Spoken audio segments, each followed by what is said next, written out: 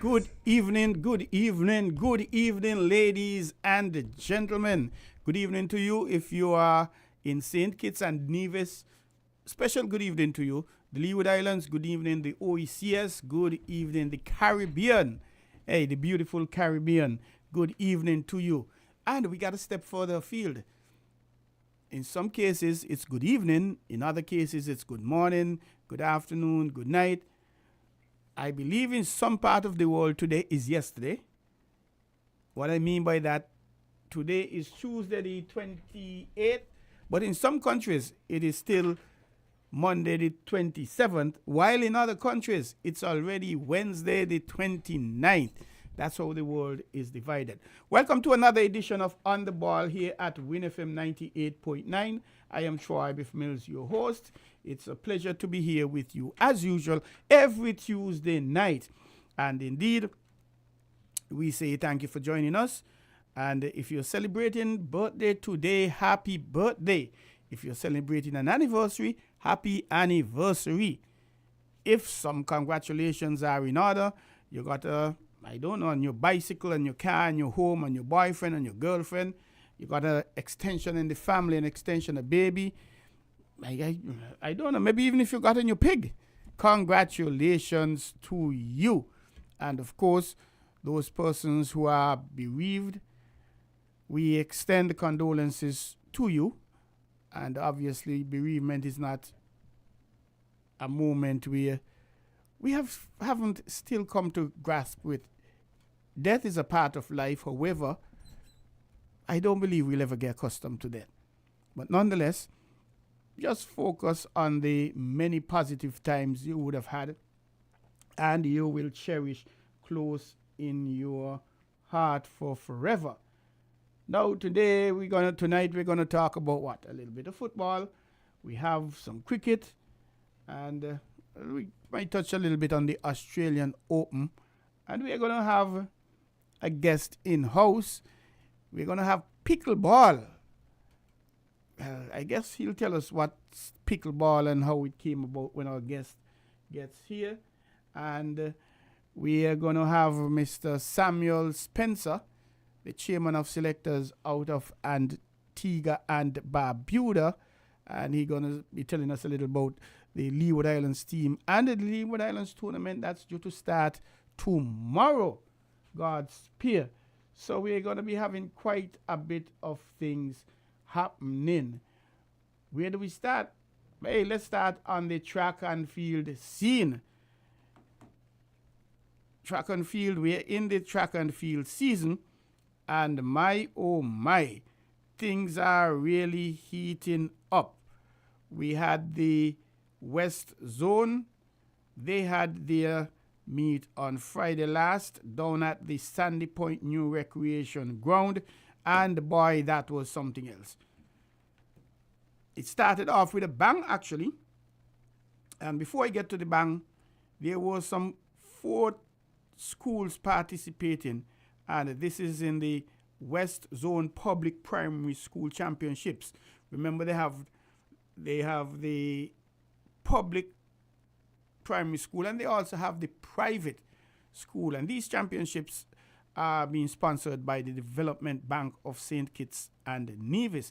And I'm a stickler for sponsorship because I'm aware that without the sponsorship, no matter how we try, things are not going to happen. So I'm encouraging the corporate community to come on board and sponsor On the Ball, for example. Here at WINN FM 98.9, heard every Tuesday night from 7 to 9 p.m. Did I say I'm your host, Troy Bif Mills? I don't know. I guess maybe I was so excited and ready to jump into things. But indeed, we are looking at sponsors in whole or in part for On the Ball. And we can come up with any model you want. If you want to sponsor one night only, every other night, the first hour, hey, we're willing to work with you. And we know by sponsoring On the Ball, we'll be able to help you get more customers through the door. But back to the track and field. At the new Sandy Point Recreation Ground, 4 schools, Bronte Welsh, they were in the cellar position. And before I start giving you the winners and the medals, just a reminder that the way the winners and placements are determined these days, it is by the medal count, the number of gold in the first instance.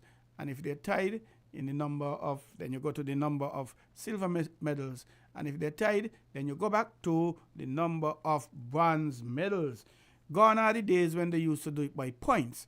And if you would recall, back in those days, a gold medal was 7 points, a silver medal, that was 5, a bronze medal was 3, and if you came fourth in the last, you got fourth in the race, you got 2 points. If you came fifth, you got 1 point, and if you broke a record, you got 2 points extra, I think, 2 or 3, and then at the end of it, they add up the points, and whichever team had the most, whichever house had the most points, obviously would win the sports day. But that was changed some time ago, and the Olympic model is the model with the number of goals, etc. So I think that's a good idea to follow it. But back to business. Bronte Welch, they had a total of 21 medals, and the number of medals don't count really. 6 gold medals, 8 silver, 7 bronze. They were in the 4th position.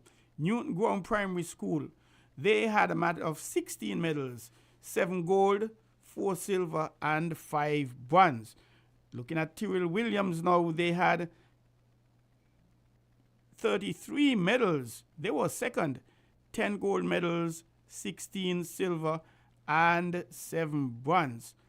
And I always hear the race is not for the swift, but those who endure it to the end. And I say that because when the meet started, bang, on your mark, get set, go, bow. First race, gold medal to Tyrrell Williams Primary School. On your mark, get set, go, bam, second race, Tyrrell Williams Primary School. I think they went up, maybe winning the first 3 races. So they were 3 gold medals, 1 and 2 or 2 and 3. But the race is not for the swift, but for those who endure it to the end. And Sandy Point Primary School definitely endure it to the end. 15 gold medals, 25 silver, 19 bronze medals. That's 44 medals in all. We say congratulations to all the teams, all the schools, and especially Sandy Point Primary School. I think in all fairness, when you look at Sandy Point Primary School with, 500 students, and Bronte Welch with just 100 and something, maybe, Newton Ground Primary, I think they have a bit, they're up. And it's always going to be an advantage for the bigger schools, Sandy Point Primary, Beach Allen, Tucker Clark, and things like that, because obviously the bigger the population you have, the bigger the number, the greater the number of students, the greater the choices you have. Whereas Bronte Welch and Newton Ground and these schools, I think they have a class is a grade. So grade 3 is just one class, 15, 20 something, 30 something students. Whereas in Sandy Point Primary, one grade is 3 classes, grade 3-1, 3-2, 3-3, etc. But it's just the luck of the draw. Now, the week before, and this meet was on Friday last down at SP, where the Best Be, that is in Sandy Point. And that was on Friday the 24th. But the week before, there was the Rural East 2. And boy, St. Paul's really put a beating on them. Dayton Primary School, 3 gold, 6 silver, 13 bronze medals. Edgar T. Morris Primary, which is in Tabernacle, I think it is, 3 silver, 3 gold, 7 silver, 8 bronze. And this is what I was speaking about earlier. Dayton, 3 gold medals. Edgar T. Morris, 3 gold medals. When you go down to the silvers, Dayton, 6 silver medals. Edgar T. Morris, 7 silver medals. So that is why it was a little beyond. Now, when we go to Sadler's Primary School, they were 3rd, and they had 17 medals. 5 gold, 7 silver, and 5 bronze. Boy, but when you look at this thing, boy, St. Paul's Primary School ain't easy at all. They had a total of 57 medals. And that is almost more than all the schools them combined. But not only that, they had 27 gold medals, easily more than all the other gold medals by the schools. 5, 3, and 3, that's 11. Then silver medals, they had 18. All the other schools had a total of 20 combined. Bronze medals, they had 12. Well, they got beaten in the bronze medals, but it doesn't matter because it's all about the gold medals. And when you look at the individual winners for the various grades, as it were, champions, and you go to the victor and victrix, in the under 7 females, Ayasia Bennett of the St. Paul's Primary School, she amassed 20 points. The under 7 males, O'Shawn Ward, also of the St. Paul's Primary School, 20 points.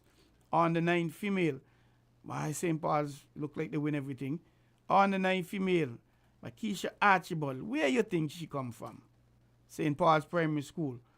She gathered 18 points. On the 9 male, Corvis Stanley. Yeah, I know you guessed it. St. Paul's Primary School, 18 medals. On the 11 female, Teranique Millard. Yes, St. Paul's Primary School, 40 points. A big, massive 40 points. And then in the under 11 male, we had Jai Leader, also of the St. Paul's Primary School, 32 points. And on the 13 males, on the 13 female, well, boy, Shakia Norford. Where you think Shakia Norford is from? I think I got you with this one because no doubt you said St. Paul's Primary School, but of course not. She is from Date Primary School. She got 30 points. And the under 13 male, Javion Bradshaw. You want to guess where he is from? I know you guess it wrong, of course. You said St. Paul's, but no, not at all. Maybe tomorrow, but not today. He is from Date Bay Primary School, and he got 40 points. A big, massive 40 points at that. And if you look at the Victrix Ladorum, the Victrix is the female with the most points, and that would be on the 11 female, Teranique Millard of the St. Paul's Primary School. She had 40 points. And Victrix, the Victor Ladorum, the male, Javion Bradshaw of the Date Primary School, he won that with 40 points. So that is something super for these youngsters, winning points and winning trophies and things like that. We say congratulations to all the schools for participating, and we also say congratulations especially to the winners and to those parents, those persons who are going out to support these youngsters. I encourage that. I believe in that wholeheartedly. Why? Because we have the next Kim Collins running at these inter-school, these primary school champions, the inter-primary schools, and also we have the next Virgil Hodge, or Tianja Pontine, or Maritza Williams, whoever you want to call, they are running there. So you have to go on out and support them. We must big up Development Bank for coming on board and supporting them, and we encourage others. We know Carrie Breweries, they do a massive job supporting these school championships, or sports day as we call them, and also the Rams Primary. That is a biggie with all the primary schools in St. Kitts and Nevis, private, government. Whether you're not private, you're not government, whatever you are, you have a chance to compete. And also, we have the TDC Inter-School Championships. I think they should rename that the SEMS Championships, because SEMS win something like, 28 out of 40 something? That's a lot of six. And I think SEMS on an 8th straight now, I have to confirm that. I think SEMS last year they made it 8 straight for the second time. That was the second time SEMS went 8 straight. People, some schools play forward and interrupt that. I think Washi win it once or twice. Keon High win it somewhere in there. I think when they Virtuals High win it yet. Well, I got to check my records, dig it up somewhere. But the action is tight. And speaking about tight and speaking about action, in terms of the athletic calendar for 2025, well, we had the East Zone 2 Public Primary Schools Championships. That went already on Friday, 17th January at the St. Sadler's playing field. And in case you missed it, there was the Deep Bay Primary School, St. Paul's Primary School, Edgar Timari's Primary School, and the Sadler's Primary School. Last week, Friday, we had the 24th at the New Sandy Point Recreation Ground in SP with the Best B. We had the West Zone Public Primary, and we had the Banty Welch Primary School. Banty Welch, that's out of the Boys region. Then we had the Tyrrell Williams Primary School, that's in the Virchilds. Then we went down to the Sandy Point Primary School, the defending champions who won it again, and Newton Ground Primary School. Guess what? Friday coming up is a biggie. Friday 31st January 2025. The Bastia Zone Public Primary School Championship. So we're talking about Beach Allen. We're talking about Tucker Clark. We're talking about the Halliday Smith Primary School. Remember, that's the Irish town that has been renamed. We're talking about the Dr. William Connor Primary. I wonder if Dean Glassford is part of it, which is up in St. Peter's. I'll have to confirm that. But I think the Dr. William Connor Primary, they've been destroying everybody, even at the Rams. But I hear a few schools got some prizes for them. But we got to wait and see. But in terms of the individual sports day, next week, Thursday the 6th, individual schools, that is Sky Academy. They are, hold on, did I say the Bastia Zone Public Primary School Championships? Did I say it's at the Bastia High School grounds? Yes, that's where it's going to be. And all these children would get an opportunity to say, well, hey, I ran on the track that my mother and my grandmother would have run, and my great-grandmother perhaps would have run way back when. So they're going to be doing that. It's not going to be easy, boy, that hill going up there. Boy, that hill going up there. Oh, boy, that's murderous. But that's the people used to fly up there, poof, because obviously it was their ground. But back to Sky Academy, Thursday the 6th February, there's going to be at the Keon playing field the East Zone 1 Public Primary Schools Championships. Who we have here now? We have the Keon Primary School. We have Violet Petty. We have, the Dean Glassford. Dean Glassford is actually in the Zone 1. We have Joshua Obadiah Primary School. And that's happening on Friday, 7th February at the Molyneux Playing Field. Friday, 7th at the Molyneux Playing Field. Sadler's Secondary School. That's the first high school, secondary school to be kicking out of the blocks. They're going to be on Sunday, the 9th of February. And obviously at the Sadler's Playing Field. Why, the Sadler's Playing Field is a massive field, you know. That's easily the biggest field we have in St. Kitts. You could play a whole football match and a whole cricket match at the same time on the same field without anybody interrupting you. And while all of that going on, you could still play basketball, you could still play netball. A real massive field. And so Sadler Secondary School, they are Sunday the 9th, and Morris Helia Memorial Junior School, they are going to be Thursday the 13th February, but that is yet to be determined. And hear this, Giant Malt Final Zonal Championships, Saturday 15th February at the Sandy Point New Recreation Ground. And well, we're not surprised it's SP with the best be. the private schools championship that's happening like the week after. I'm wondering if it may not have been a better idea to have the private before the zonal.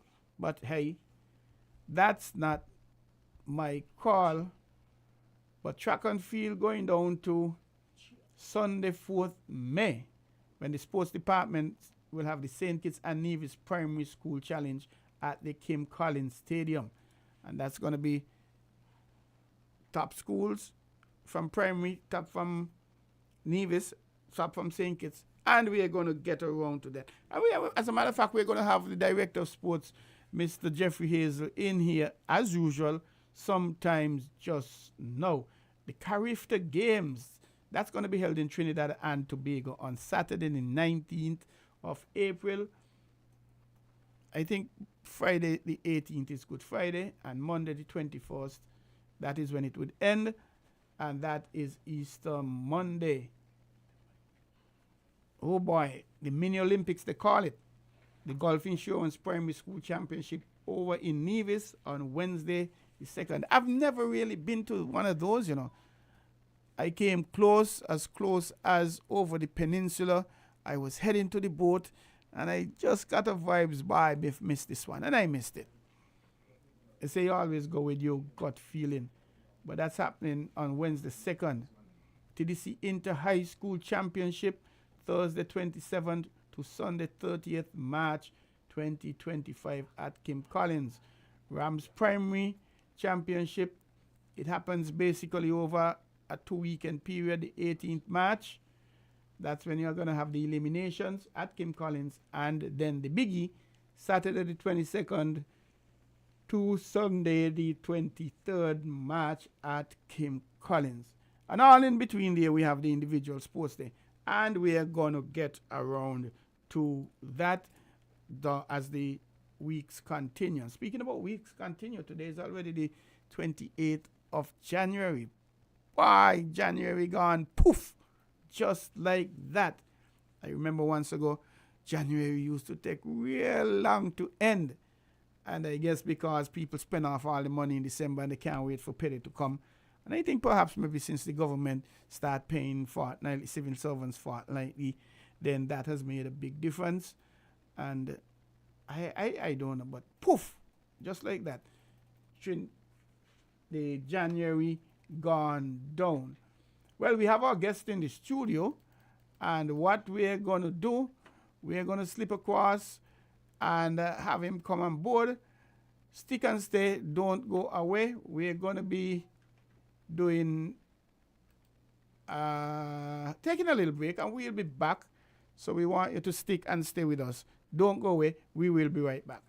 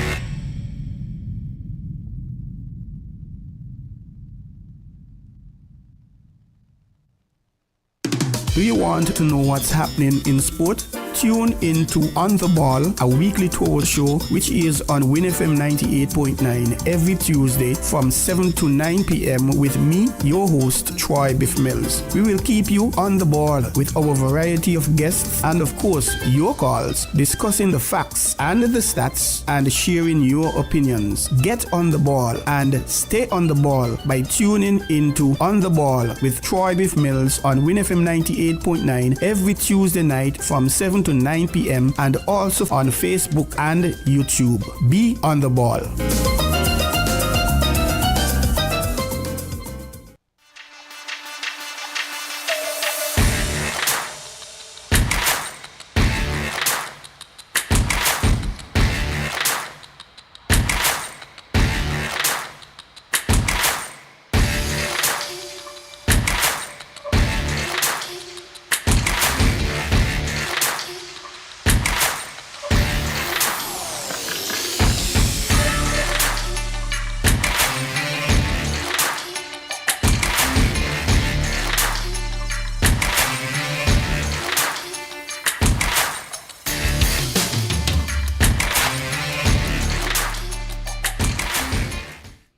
Welcome back to On the Ball here at WINN FM 98.9.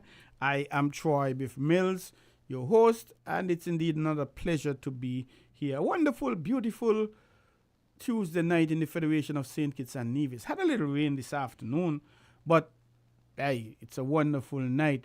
As a matter of fact, we had a rainy December, rainy January.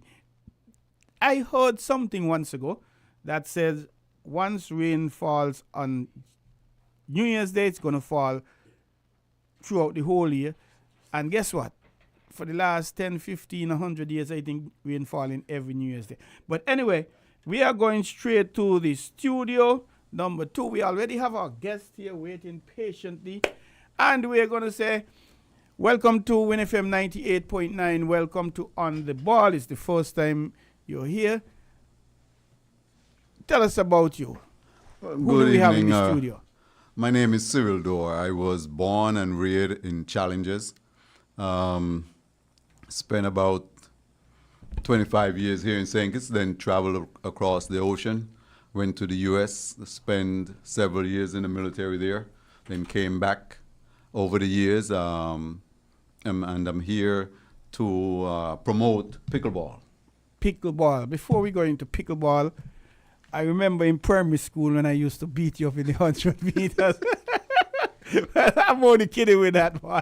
If it's one thing I could never do in life is run fast, boy. Yeah, that's the fun days. Primary school track and field. That was a lot of fun. I enjoyed it, and I did for some time. I think I would say just a little excel, just a little in it.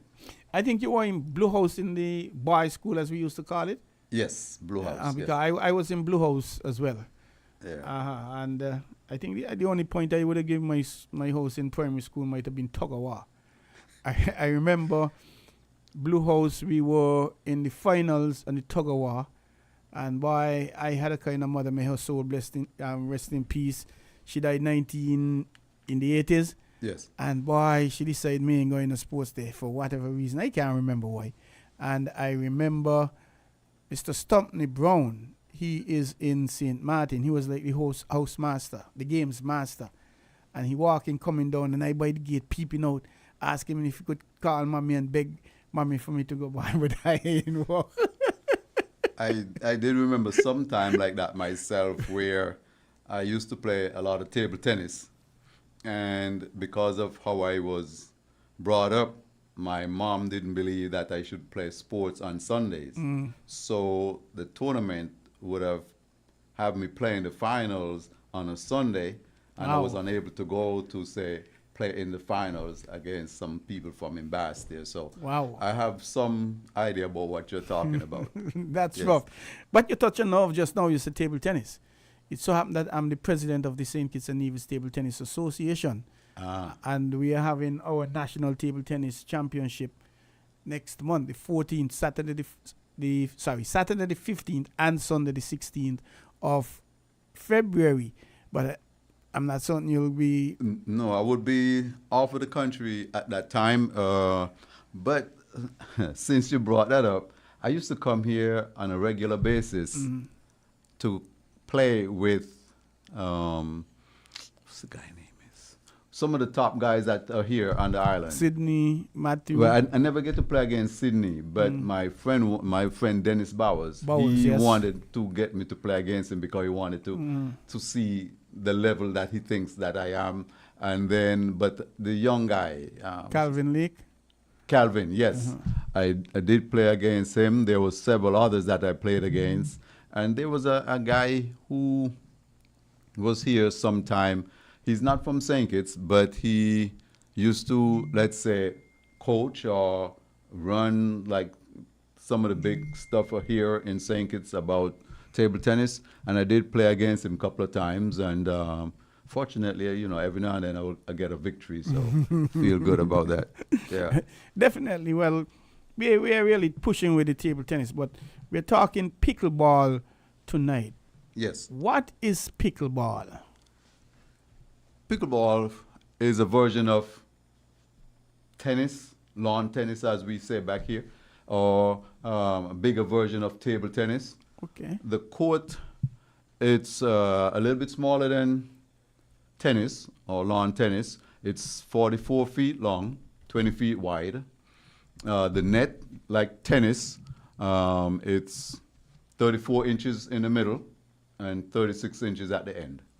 Now, just like in tennis, you would start serving from the odd court or the ad court, all right? And you would serve cross court like you would do with tennis. One of the differences with serving, you do not serve from overhead. Okay. You serve underhand, and you have to hit up on the ball. You have to have an upward motion. And then, just like in tennis, the ball has to land in a particular quadrant. So if you're serving from the right side, you'll be serving over to the opponent's left side, and you'll serve in that quadrant. Otherwise, if you don't make it to that quadrant, it's a bad serve. So the service is something like lawn tennis, where it goes over. Unlike table tennis, when the ball bounces on your half and then it goes over. Lawn tennis, it goes straight over. Straight over, yes. So pickleball, it goes straight over as well. Also. Yes. Oh, okay. Yes. So, and the proper serve, always they would explain it to be where when you're serving, you have to have upward motion. You have to make contact with the ball below your waist and have the ball go to the other side. That's interesting. So I'm getting the impression then that ball is not really coming over the net with a lot of speed. No, unfortunately not. The server is at a disadvantage. The receiver has the advantage. That's what I'm here thinking. Yes. So could I say, okay, you serve all the time, I'll receive all the time?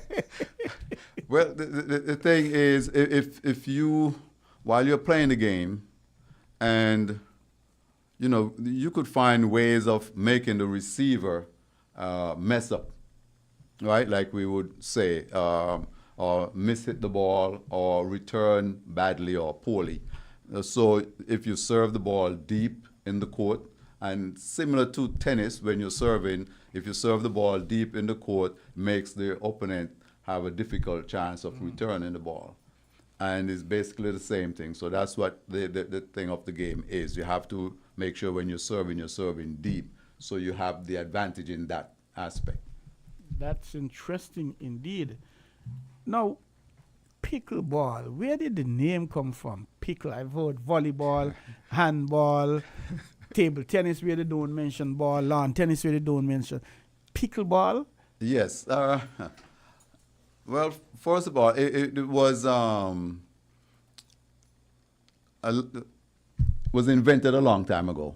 It's just a few years ago, let's say maybe about 20 years ago, it's been getting real popular. Now, the name, as far as I understood or learned, is that these men who used to play, they had a dog by the name of Pickle. The Americans like to name their dogs. So they had this dog called Pickle. And whenever they playing the game, the dog would go and retrieve the Oh, ball. dogs like to run after balls. So then pickle ball. So thus pickleball. That's interesting. A very simple name. The dog chasing after the ball and bringing it back. Bring it back, yes. So, okay, the dog's name is Pickle. So, if the dog's name was Sonia, it would have been Sonia Ball. Right? We could assume that, that would have been the thing, that it would go like that. But yes, so that's how the name came up. And, like I said, it's been growing over the years. I started the game in 2020 during COVID. And ever since then, the game has grown tremendously. I've seen where players would be making, the professional would be making a couple of hundreds of dollars, $1,000 per tournament. Now they're making millions. Wow. In pickleball? In pickleball, right? The So goal. when are you going to teach me how to play pickleball? But that is why I'm here. So I'm trying to see if I could bring the game here to St. Kitts and see if I could teach as many people and see if somebody could come out of it and eventually make it to the pros and do well. Well, Yes. before we go to the breakdown of the pros and competition, the bat, what do you call, is it a bat, is it a paddle, a racket?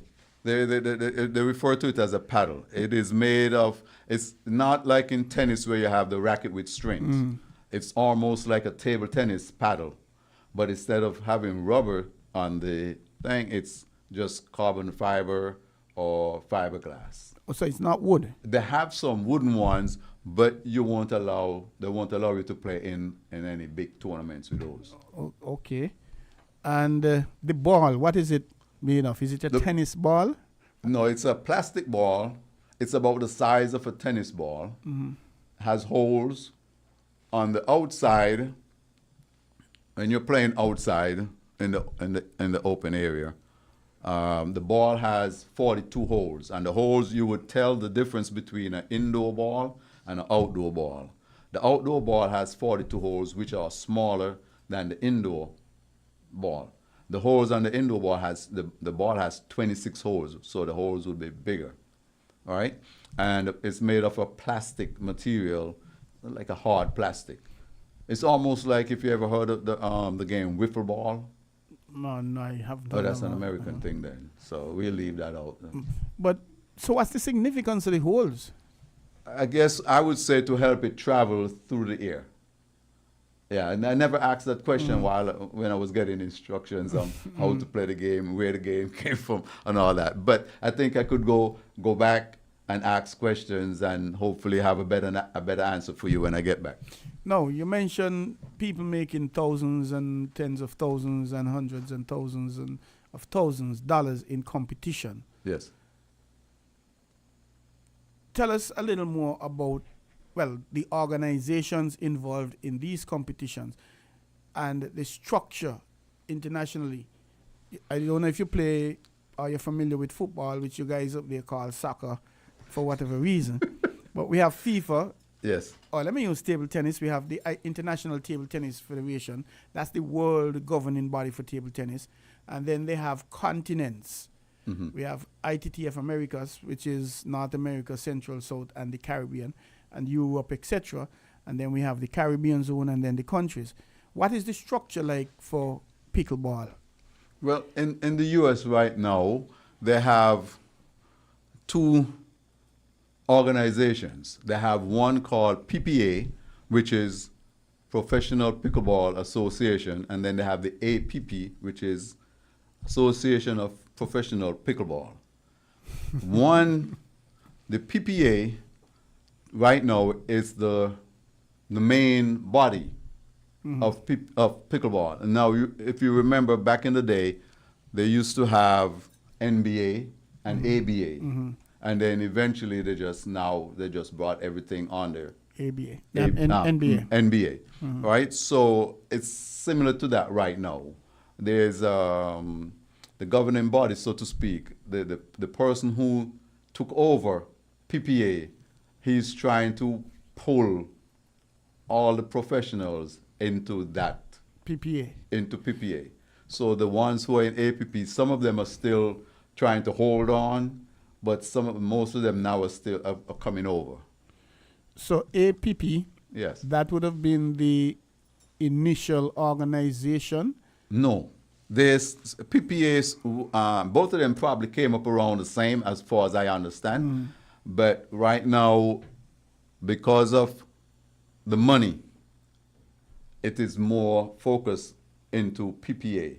And I guess that's where the better players are. So everything is thrown towards them.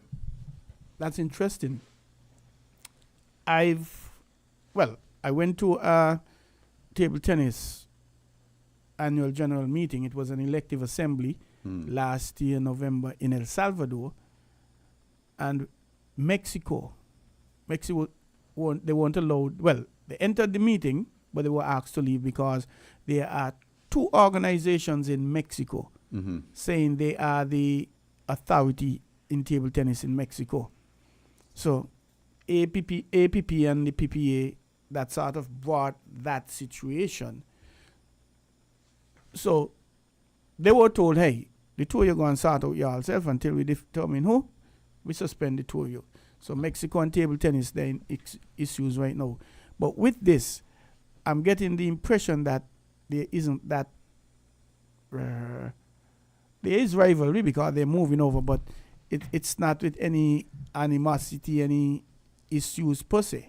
Well, I would say there are some, let's say, tension because when some of the players that you know that are not professionals, all right, they would say that they're not going to play in a PPA tournament because PPA only looks out for the professionals.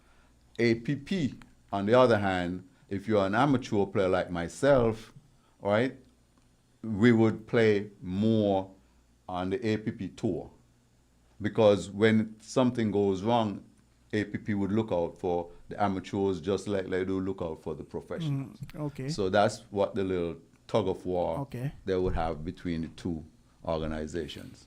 So what's the name of the international? Is there an international pickleball association, and what's the name and how does it function really? There's not a name for that. Now, I know that they're working on getting the pickleball to move all over the world. As we speak, there's a tournament that they're trying to put together in Australia. All right, and then they have tournaments that they've done in Spain. They have tournaments that they do in England, and I know they have players from all over the world. As a matter of fact, right now the number one player in the world is from Argentina. He's the number one singles player, because they do have doubles and mixed doubles. Right? So they have people coming from Greece, they have people coming from Israel, they have people coming from different parts of Europe, they have people coming from Canada, and wherever you could think of, they have people coming from there to play in the U.S. and enter in the tournaments in the U.S. So that's what's happening right now. Any Caribbean countries playing pickleball that you know of? I know in December of last year, the former number one player by the name of Ben Johns, he was in Antigua in December having clinics over there. I haven't heard of any top players from the Caribbean. I know there was one guy from Haiti, but he's been living in the U.S. now for a long time. He used to play in the pros, but now he's backed out. As a matter of fact, there was two from Haiti who played in the pros, but now they just have businesses of their own dealing with pickleball. Like they have indoor facilities where people would go to play. So instead of spending money, they are making money now. Okay. But since I've been here and since I've been traveling here to St. Kitts to introduce pickleball over the past maybe 2.5 years, 3 years, I've learned that Nevis has several pickleball courts there. Now, they might have the courts there, but it's owned by the Four Seasons. Oh. So you have to pay to play. St. Kitts, on the other hand, at the Marriott, they don't really have any designated pickleball courts here. Over at Marriott, they have a tennis court with pickleball lines marked out on it. Oh, okay. Right? But they don't have a designated court for pickleball. Now, I just recently got back from Anguilla, and Anguilla is saying that they have the largest pickleball complex in the Caribbean. So, leaves me to think now, what is St. Kitts doing? If these islands already know about pickleball and have courts, even though they're not owned by the locals, so to speak, what is St. Kitts doing to get one or two courts done? That's very, very interesting. And Nevis pickleball, Anguilla, the largest pickleball. Yes. I really recall hearing the word pickleball some time ago, but I didn't pay it any mention. I didn't know anything about it, and I didn't do any research about it. I just heard about it and okay, pickleball, okay, fine.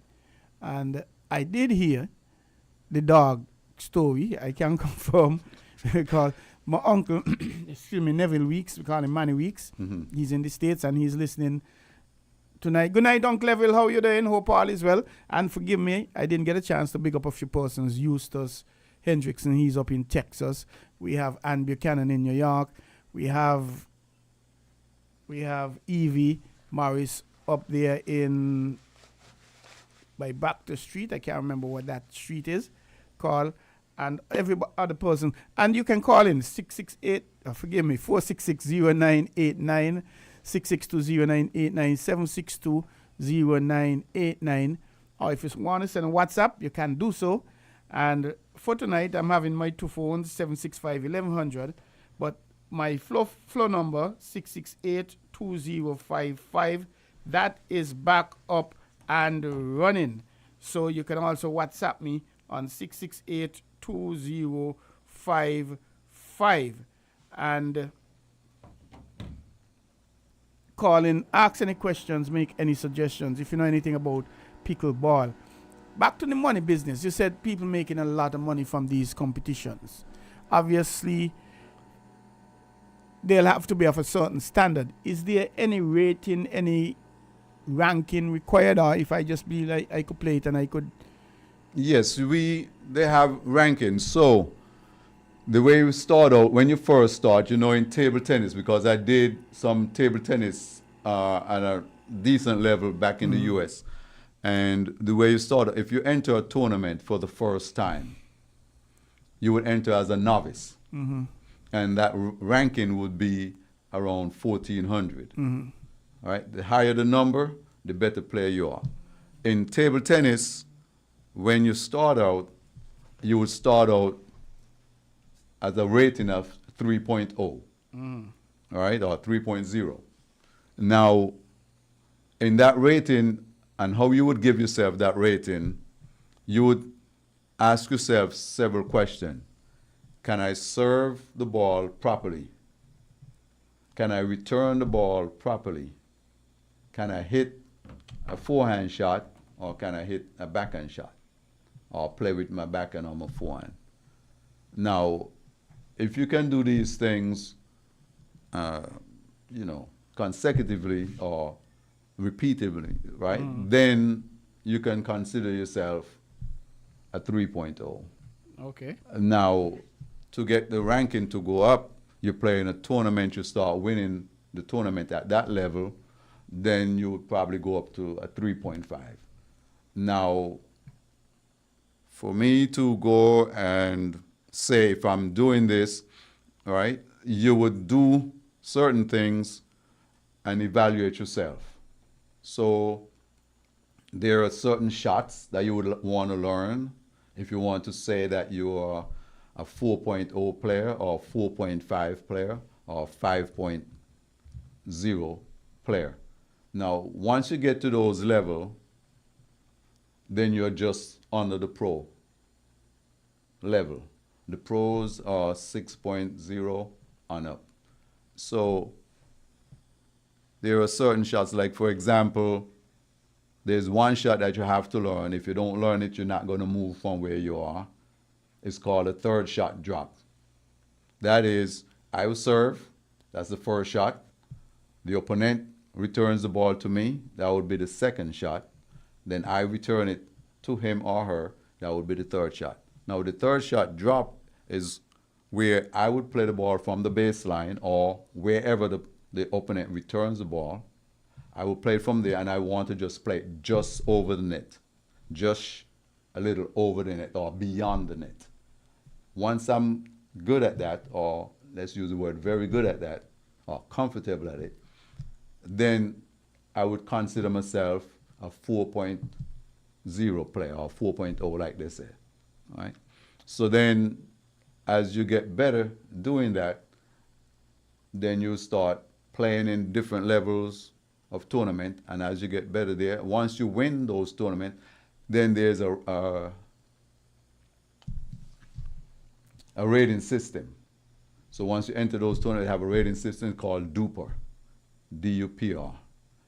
That would rate you once you win your tournaments. They'll tell you, well, you're 4.4, you're 4.5, so on and so forth, until, you know, once you continue winning, you just move up the line until you get up to 5 point whatever, or till you want to turn pro. The service system or gaining points, how is that? For the person to gain a point, the person have to serve. You cannot get a point like in table tennis, all right? You cannot get the point where I serve, I mess up, you get the point, but I continue serving. I think no. Volleyball used to be that way, but I think they changed as well. Yes. So a point is a point, no matter who serves. Yeah, but in this Pickleball. game, pickleball, you have to serve to get the point. So when are you going to change that? Because that's sort of antiquated. Well, they do have some tournaments that they run, and I'm trying to think of the name that they would refer to it as. But the score goes to 21 at that time. Okay. Rally scoring. All right? They have rally scoring. Rally scoring is what you're talking about. Yeah. Where if I'm serving and I mess up, you get the point, but correct. I continue serving or I lose my serve. So that's how they do that one. And the score would go to 21. Now, normally they would only go to 11, win by 2. But when they do rally scoring, they go to 21, win by 2. Generally, how long on an average is a game? If you have two good opponents playing, you could have a good 30 minutes, 45 minutes playing. Okay. If one is weaker than the other, then 15 minutes, maybe less. So if you were to play me, that game would probably last about a minute and a half. my Yes. level is not going to be at a 0 point something. It might be at a negative 4.0. Well, you know, there are some advantages that you would already have coming from table tennis. If you are a very good table tennis player, one who has a ranking, let's use how the U.S. system works. So if you were, let's say, playing for St. Kitts team, and I'm figuring you're playing for St. Kitts team, you probably would have a ranking of 1900, 2000, 2100, somewhere around there. Then you would have a good base to play pickleball. Okay. Because the shots are similar, or you could say the same. The footwork is the same. It's just a lot here with this one. The ball don't travel to you as fast as the table tennis because you're on a small table to compare with this bigger court, and the ball don't travel as fast. You don't have as much topspin, which they do have topspin, and the backspin and everything still, but it won't be as much as with the table tennis. Okay. So a lot of guys, when they're playing and they come across a person who played top table tennis, they would be fearful of that person because they know the person would have quick hands. And they would return the ball to them in a manner that they might not be able to get it back. So he got a lot of politics in this thing. You mentioned earlier the monies. We didn't touch base, but I suspect, according to the championships they're having, who hosting it, when, and the levels, it varies. But give us an idea of the structure, the winning structures, the payments, and that sort of stuff. Well, it's not a public thing. It's not like, I think some year ago they would say, like in tennis, lawn tennis as we know it here, they would have where if the men win singles, they might get 2-point-something million or whatever the case might be. Yeah. This is not a public thing for people. So they know, that they get a lot of money, but you don't know how much they're going to give them at that particular time. Yes, so I won't be able to give you an answer for that, but I do know that there are a lot of money involved. As a matter of fact, they have a group that they just formed recently they call Major League Pickleball, where you have a team of 4 people. You have 2 men and 2 women. And that team, if that team goes on to win the whole tournament, they get quite a bit of money to share amongst the team. So that's interesting because I'm here thinking that's the only competition people don't know how much people get in. Because, if you win Wimbledon, you're going to get whatever, and you win boxing, you're going to get 20 million if you lose and things like that. Yes, the players know what they're getting, but the public. If you were supposed to be, I guess you would say the players know how much they're getting, or the people who are involved right there, like the pros, they know how much. So if you get to talk to another pro, he or she probably could tell you that portion. But because I'm an amateur and I never played up at that level, they don't have it open to so that the public knows. They never put anything out saying how much money that the pros would get. But the other day they did mention that this young lady, she's 17 years old, who is the #1 player in the world. They did mention that she is a millionaire. Wow, from playing the game. She started out at age 12. 12, okay. Playing, all right? And now she is the #1 female in the world. And how old she is? 17. 17, so in 5 years. 5 years. She's been doing this. She took over #1 now for about the past 3 years. So it took her, you said she started playing at 12? At 12, yes. And she's now 17 and she's so, #1. So it basically took her just 2 years to become #1? Yes. So what would she have done to achieve that? Does she have a lot of special skill? Some athletes, they're born with a lot more skill than others. Well, I know for her mom is also a professional player. So her mom is her coach also. So with saying that, let's go back a little. Because they say she was a soccer player, football player, that as we know it. And she gave up that for pickleball. So she had some athletic ability. And with her mom and I think was the grandparents who did play pickleball, they just, guide her in the right direction, give her the lessons that she needs, and get her there. And over the years, playing with some of the top players, go back and learn and practice and learn some more. Now there's, like we do, I don't know if we use the word home here a lot, but drilling. You have to learn to drill, go over the things that you want to work on instead of going on like table tennis. You would see a lot of times the coaches who work with you, they want you to learn to play your forehand loop. So they just stand there and just throw the balls to you or serve the ball to you, and you just go over the forehand loop. And that's all you do for hours upon hours. All right? And that's what we refer to as drilling. So that's what a lot of the pros do in their off time. Instead of playing games, they go and do drills, work on a certain aspect of their game. Very, very interesting. So I'm wondering now, well, you said the lady became a millionaire, but I don't really, I'm not one of the persons who like to go into things blindly. I like to know what's at stake. Well, by the winner, when I win this, I'm going to get $50,000 or $5,000 or whatever the case is. But I guess once it develops, some people love it and they get into it. Yes. They'll develop. So you're here now. No doubt you would have had meetings with various entities, and I saw a picture where you were giving a particular organization some equipment. You want to tell us about a little more about that? Well, and that's here in St. Kitts. Yes. Like I mentioned before, I've been here now, coming back and forth to St. Kitts, doing teaching pickleball, and every time I come, I would try to bring some equipment with me. That particular time, the picture that you're speaking about is over in Keon.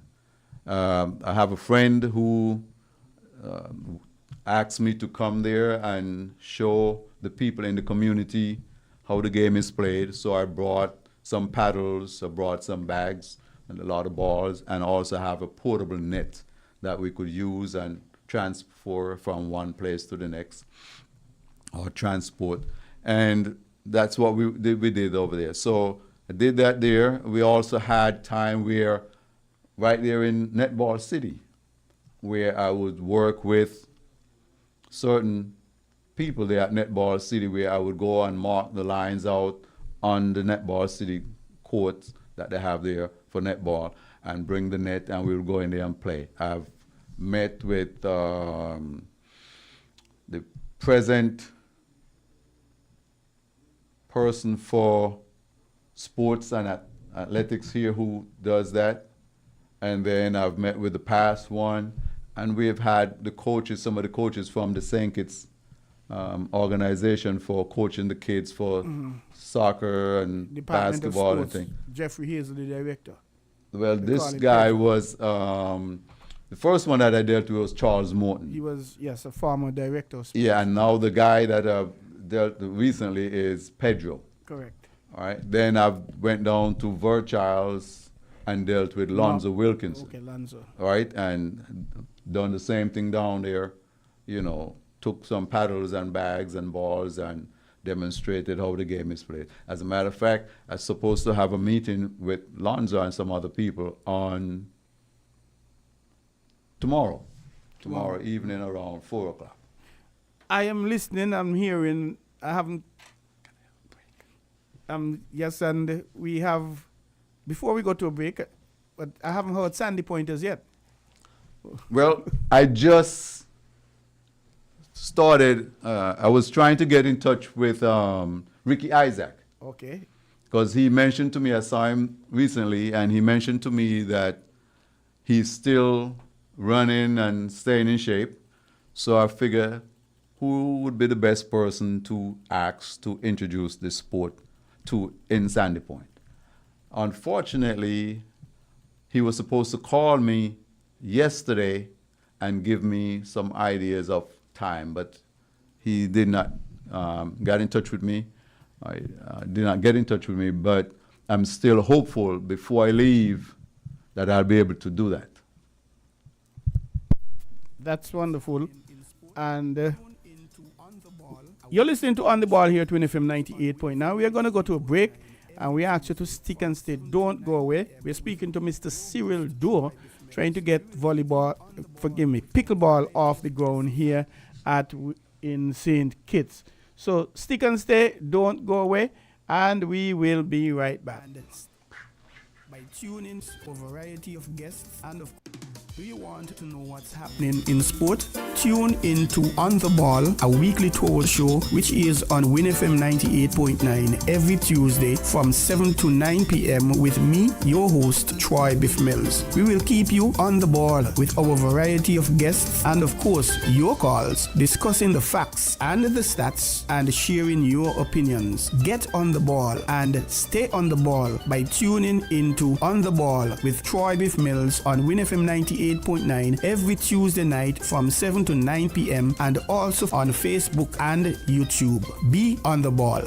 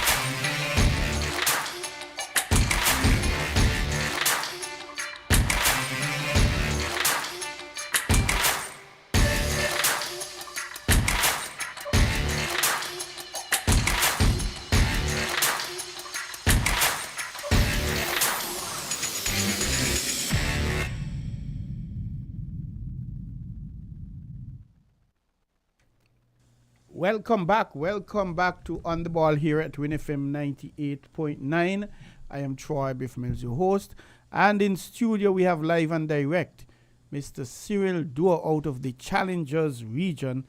And he is talking to us about pickleball and the millions you could get, like the young lady who started playing at 12 years. And by the time she was 17, she was a millionaire. Boy, I think we need a lot more people like that. And that is why he is here. The surface, we didn't touch the surface. What type of surface is the game played on? Well, right now they're doing indoor, which you could have wooden floors for indoor. That, like on a indoor basketball court that they have, you could play in there on that. That one, the ball would be, like I said, would be the 20 with the 26 holes. It would be the holes would be bigger, and then also they have the asphalt surface like they have for tennis. We would know as we refer to as lawn tennis. That surface, the hard surface, where you have the non-slip surface. So those are the two surfaces that they play on right now. I mean, you could do concrete and make sure the concrete is not that smooth. You have that non-stiff surface and paint it up to look what you think. Because that's what I did for myself anyway. How expensive or inexpensive it is for me to get my son or my daughter into pickleball? Right now, pickleball is not that expensive. It's the paddles have a range from $30-something to $200-300. You don't have to purchase the net yourself because that is there, Then you would think of if you want to get a coach involved who could coach and get your kid. And depending on the coach, you could have some coaches charge, like myself, I charge $50 an hour. The better coaches who, when I say better, they might be at a higher level where they coach pros and things of that nature. They're charging anywhere from $100 an hour and more. So right now I'm coaching for the lower level players from a beginner to a 5.0 player. So I'm just charging $50 an hour for that. And that's US dollars. Yes, us dollars. Yes. US dollars. But for the general public, a lot of people learn from just going out there and playing and watching and go back and play. Because that's how I learned most of the game. I would go, once I found about the game, I would go on YouTube and ask how to serve. And they would show you on there how to serve. Then I would go how to generate speed or pace on the ball. They would show you these things. And then you go out and you execute it. Then they will show you how to play a drive shot. And a drive shot is basically, like you said, like you're doing tennis or table tennis. All right? If you're going to play a forehand shot, and if you're a righty, you place your left foot forward, and you get yourself in the stance, go in a back setup for your backswing, and you drive upward on the ball. All right? If you're playing a backhand shot, and you're a righty, we're dealing with righty now, you put your right foot forward, and you get your backswing set up, and you drive upward on the ball. So these are some things that you have to work on, but it's not, for me, I would say it's not that expensive. So when can we expect our first competition of sorts? I know it depends on the players becoming familiar with the game, and I know it's also that depends on the amount of time they put in, whether twice a week, 3 times a week, and the length of each session, whether 15 minutes, 2 hours, or half an hour. Yes. Talking about that, how long is the game, and is it played by halves or quarters? The game, No, it just plays by like we normally we do. You can have timeouts during the game. So if I'm losing and I feel like, okay, this person has an advantage right now with maybe his serve or the way they return the ball to me, then I would take a timeout to kind of break up his momentum. Indeed. So, yes, so then I would go sit back and try to, if you have a coach or someone who is watching the game, they could kind of give you ideas like, look, this is what he's doing and this is what you're not doing. When you get back in, this is what you would want to do. So then in that, you would be able to say the game now would stay a little bit longer than normal because you basically have 2 timeouts per game. So, and again, the game lasts, depending on how good the players are, 15 minutes to about 30, 45 minutes. They don't play by halves.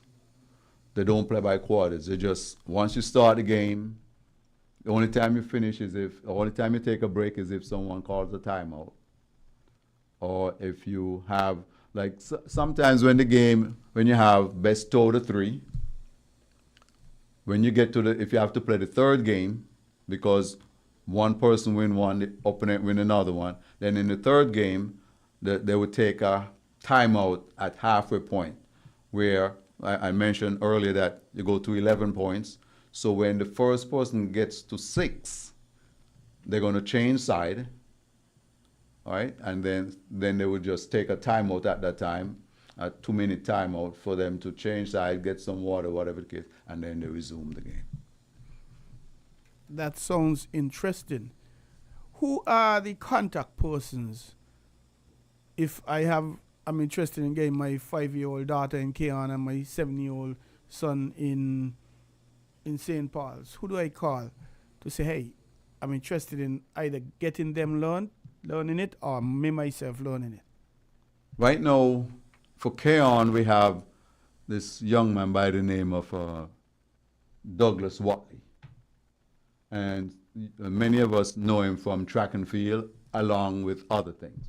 That was my rival at one time for track and field. Then in Virchild's Middle Island area, you have Alonzo Wilkinson. Right now, and then in Challengers, if you happen to be in the Challengers area, Challengers Trinity area, you'll deal with Dennis Bowers. Now, numbers for these people, all right, that I just mentioned, I don't know if they want me to give the numbers out right now, but maybe next time when I'm back here, we could decide that. But those are the 3 people that we have here in St. Kitts that know some about the game and would be the persons to contact for that information.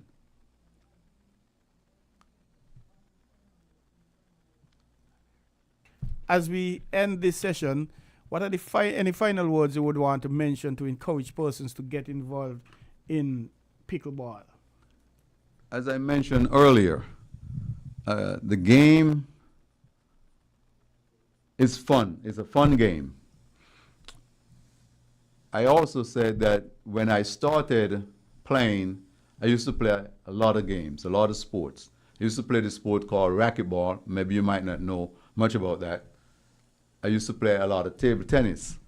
But since I started playing pickleball, I've put those 2 sports on the back burner.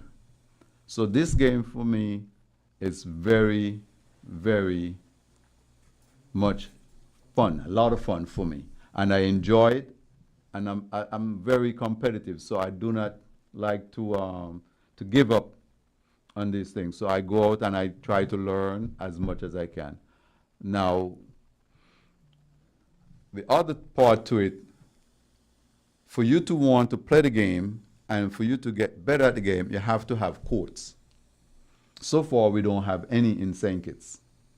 Right now, I'm trying to raise funds to get 1 or 2 courts in St. Kitts. And the courts that I'm working on right now is to get something done in Challengers, because that's where I'm from. So I would try to build that area first before. And I know most people say take care of your home first before you want to take care of anybody else. All right, so that's where I'm going. So I'm asking if anyone are out there today and you're interested in giving a donation to us for pickleball, you could contact myself. My number, I could give you that number. It's a US number. It's 315-681-3908. If you want to get, you could dial it with the 1, or you could do WhatsApp. You could get me on WhatsApp because that's where I do most of my communicating. So we have to have courts. Then once we get courts, then we will be able to, say, have tournaments.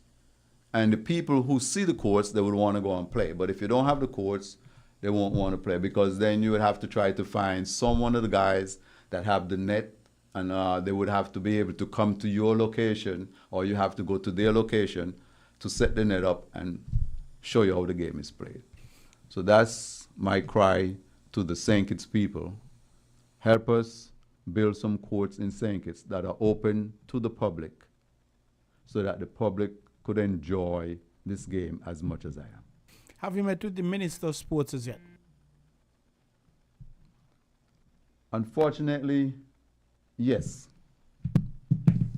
One day, while I was doing what I came to the island talking about pickleball, he was in challenges, and I was introduced to him. And what I was told is that St. Kitts has the most basketball courts, the most soccer fields, football fields, than the whole Leeward Islands combined. Now, when I heard that, I was disappointed, because that did not give me any information for what I'm looking for towards building a court. So I basically blocked all that out and just moved on. So with what I'm doing, I'm trying to get this done without getting, let's say, the government involved. Okay, I understand that. Well, Cyril, we thank you very much for coming and sharing information, enlightening us about pickleball. The dog going and fetching the ball, and that is how the game. That's really something. But I think we learned a lot. I think our listeners got a very good appreciation of what pickleball is. And before I leave, I know one question was asked when I first spoke to some people and was teaching them the game in the park. They asked, is it an Olympic sport? Currently, it is not. But they're hoping that next Olympics, 2028, it would be a part of the Olympics. So I'm hoping by then, St. Kitts would have some people involved with pickleball and are able to compete in the future in the Olympics for St. Kitts with pickleball. That's very interesting indeed, and that's a natural question. And well, we'll hope to see the catching on, because I think even if they aren't appropriate courts, we're going to find a space and capitalize on that. That's what we normally do for any type of sport. Yes, and that's what I have. That's why I brought the temporary nets with me, and have given them to two of the people that we spoke about. Douglas Watley has one, and Dennis Bowers has the other. So these guys will be able to come around to different communities and mark the courts out. On sometime we, like down in Vircha, as you were, down in Halfway Tree, we went down on the netball court down there in Halfway Tree and mark out the court there, and that's where we play with Alonzo Wilkins and his crew. In Keon, we went over to the netball court over in Keon also and marked out the courts and played over there. And likewise, we did the same thing in Bastia at the Netball City and marked out courts there and also played there a couple of times. So the thing is getting the permanent court so people could see it and would be more interested in doing it. Thank you very much, Cyril, for coming and enlightening us, like I indicated. And it sounds like a lot of excitement. It sounds like a good workout. And I'm really hoping that there's a tremendous pickup in terms of athletes playing the game and allow us to reach to that level of getting to the Olympics and those higher competitions. Well, we do hope that you have a safe trip back home. And when you're in St. Kitts and Nevis again, you'll touch base so we could have a discussion on how the progress is going, how much progress you're making, how the advancement you're getting towards developing that here in the Federation of St. Kitts and Nevis. Yes, thank you, and appreciate all the opportunity for you to bring me here and have me discuss this on the radio. And thank you so much. Appreciate it. You're listening to On the Ball here at WINN FM 98.9. I am Troy Bif Mills, your host, and we have just had Mr. Cyril Doer, originally from St. Kitts, Challengers to be exact, and he is now living overseas. And he is back, I should say, to try and convince everybody to get into pickleball. And I think it's an excellent idea. I think it's a wonderful opportunity for us to get an Olympic sport again going, and when it comes on an Olympic sport. So thank you very much, and thank you, Cyril. Have a good day. Stick and stay. Don't go away. We will be right back with you in a second.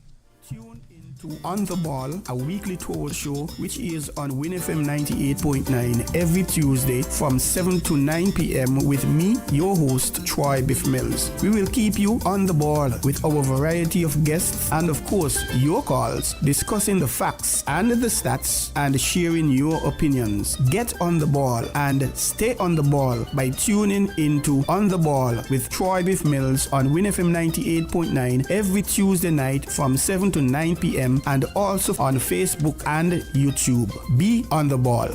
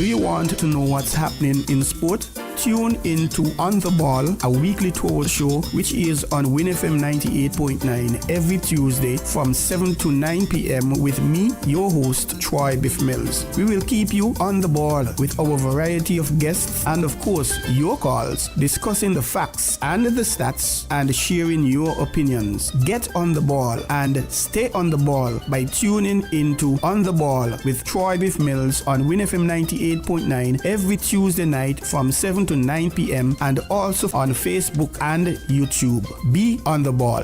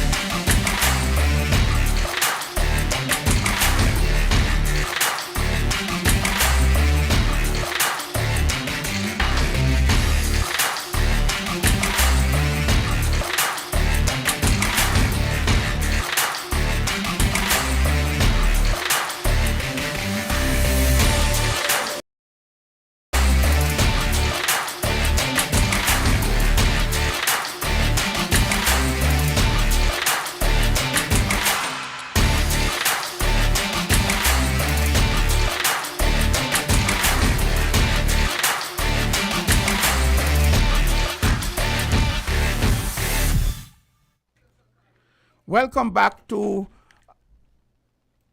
On the Ball here at WINN FM 98.9. I am Troy Bif Mills, your host. And boy, time flies. We had an interesting discussion there on this pickleball business. Could you imagine a name for a game determined by a dog going to fetch a ball? A dog named Pickle? Boy, that's interesting. But I guess that's creativity at its best. Well, we just have a few minutes to go, and I do apologize. We were to have Mr. Samuel Spencer via an interview we did this afternoon, about 25 minutes, a full-length interview, and we spoke about the Leeward Islands preparation for the 4-day competition and how they were doing, the team, and of course I'm in a position to name the team that is going to be playing the West Indies Academy. Last year, remember, the West Indies Academy defeated the Leeward Islands. And the team for this year, the Leeward Islands 4-day. And remember also that 4 or 5 players are out. We have Alzari Joseph, Mikael Louis, who is on West Indies duties. Alzari, he's on, I think he went to the IPL, that's in Dubai, Saudi Arabia. We have Casey Carty with the West Indies as well. Mikael Louis, Casey Carty. We have Justin Graves, who is with the West Indies team as well.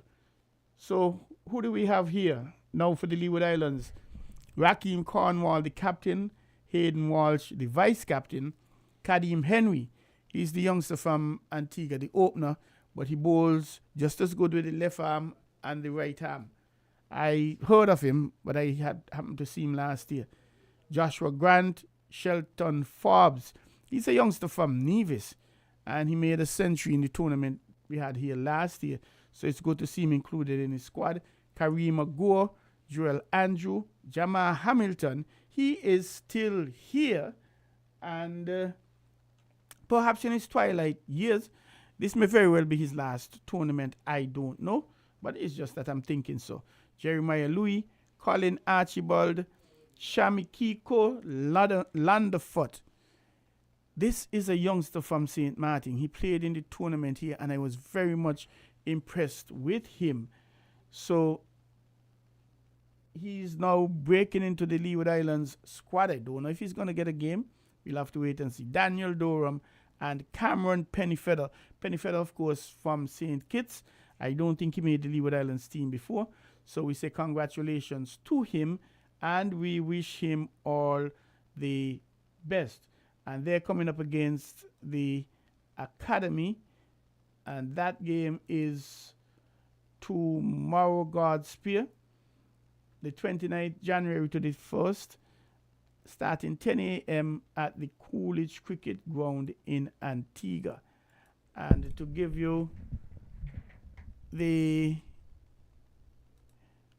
when the Leeward Islands would be playing, we have the 5th of February versus Jamaica at the Sir Vivian Richards Cricket Stadium. The 12th February versus Trinidad and Tobago here at Warner Park in St. Kitts. The 5th of March, Windward Islands in Darren Sammy Stadium, St. Lucia. The 12th of March, the combined campuses and colleges at the Sir Vivian Richards Stadium. The 2nd of April versus Guyana here at Warner Park. And the 9th of April also here in Warner Park versus Barbados. So we're getting 3 matches. And I'm encouraging everybody to go on out and support the Leeward Islands team, especially when they are playing here in St. Kitts. Nevis, El Comida Park, they haven't been around for a little bit. They haven't been getting any games for some time. I'm wondering what's the status with that. I'll probably have to do an interview with Carlisle Powell at some point to find out how things are going with them. But in terms of the other first round matches, Trinidad and Tobago Red Force, they're going to be taking on combined campuses and colleges at the Brian Lara Cricket Academy in Trinidad. And that's a day-night match starting, 2 o'clock in the afternoon or thereabout. The West Indies Academy, like I said, they're playing Leeward Islands at the Coolidge Cricket Ground, Antigua. And the Windward Island Volcanoes taking on Jamaica Scorpions at Arnorsville, St. Vincent and the Grenadines. Round 2, the 5th to the 8th, we'll see Guyana Happy Eagles versus CCC Combined Campuses and Colleges at Providence, Guyana.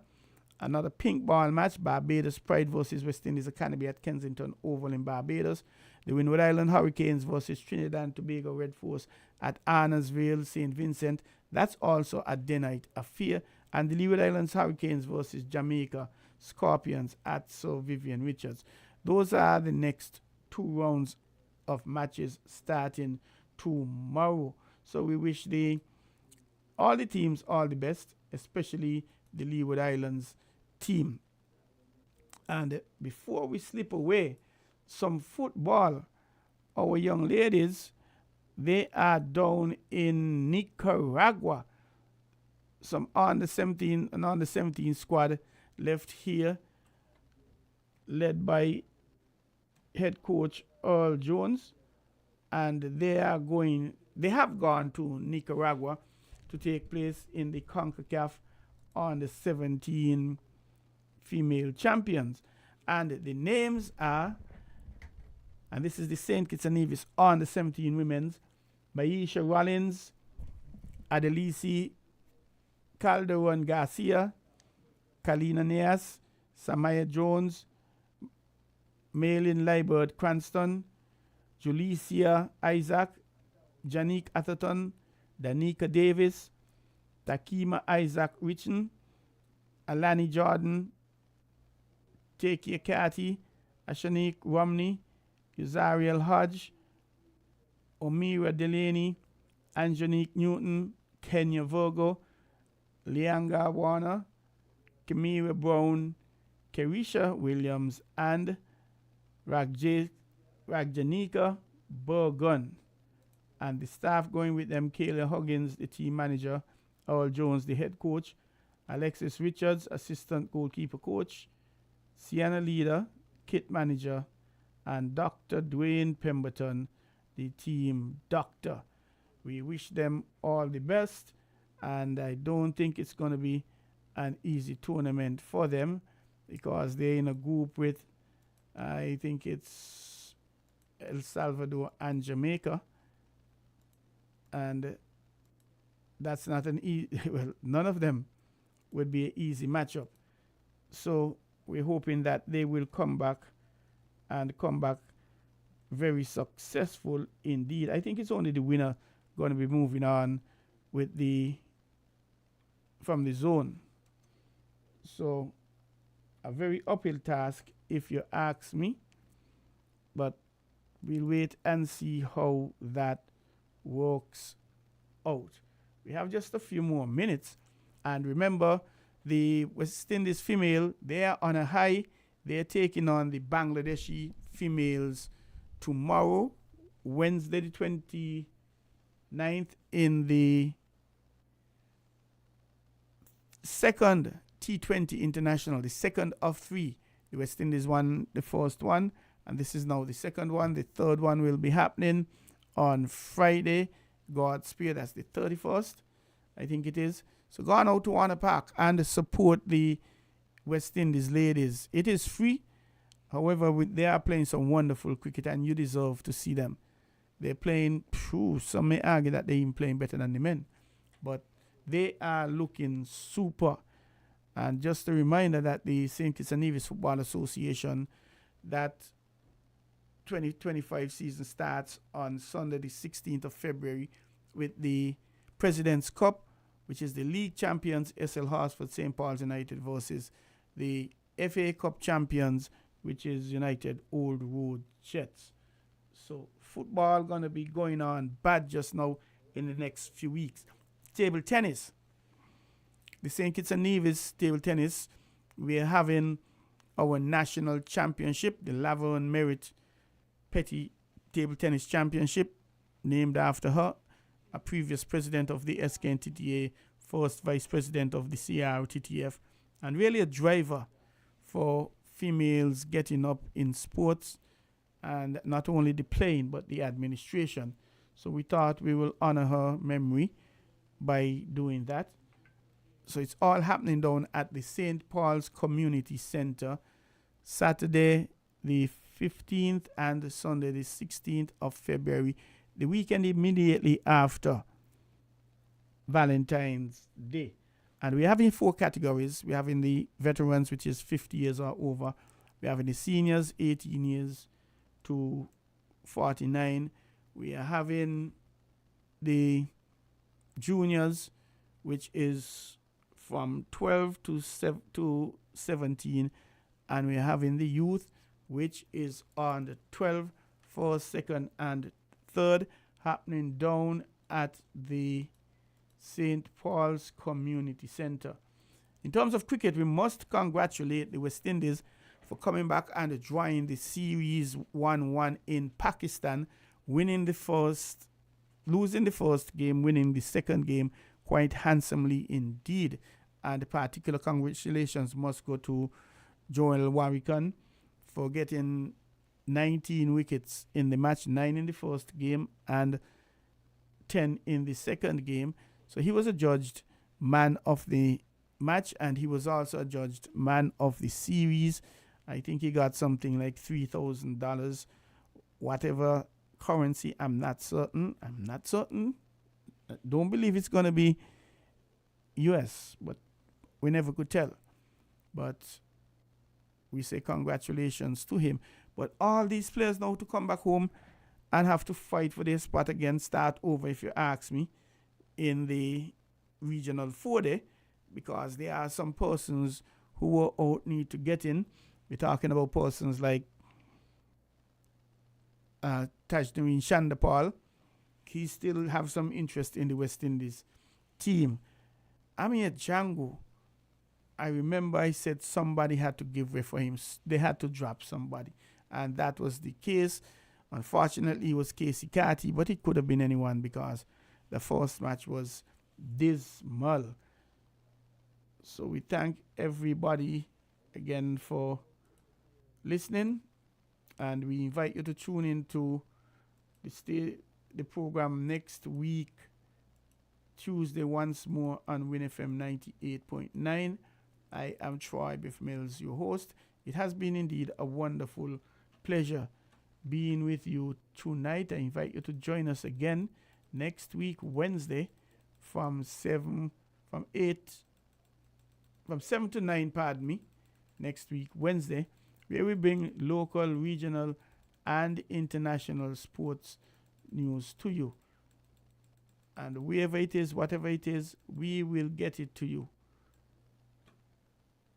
As I now slip away, I thank you again for listening to the program, and I encourage you to always be positive in your thoughts, in your words, and in your actions. Thanks a lot. Have a good night. See you next week, God's Spear, next week, Tuesday.